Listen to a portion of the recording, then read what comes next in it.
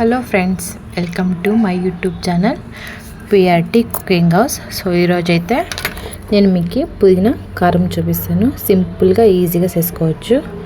First బాండ్లీ పెట్టుకొని దాంట్లో oil వేసుకొని సాసులు రొంచి శనగగింజలు అంటే పీనట్, సో శనగగింజలు అది వేసుకుంటే టేస్ట్ బాగుంటుంది. అట్లే తెల్లగడ్డలు, ఎండుమిరపకాయలు, మీరు కారం ఎంత తింటారో అంత చూసుకొని ఎండుమిరపకాయలు వేసుకోవచ్చు. చాలా తింటే కానీ ఎక్కువ వేసుకోండి.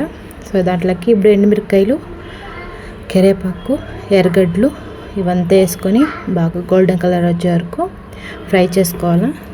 అట్లా ఫ్రై అయినాక దాంట్లో మనము ఒక 3 టమాటోలు ఇట్లా పెద్దగా కోసుకొని వేసుకోవాలి.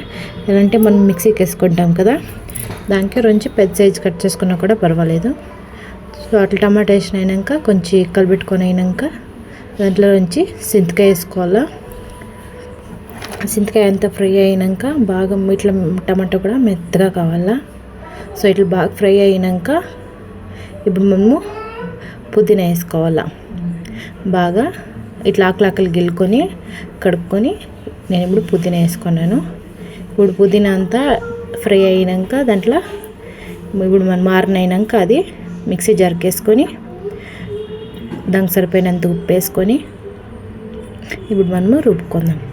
సో ఇప్పుడు చట్నీ రెడీ అయిపోయా. ఇప్పుడు మనం సర్వ్ చేసుకుందాం. సో సింపుల్గా చేసుకోవచ్చండి.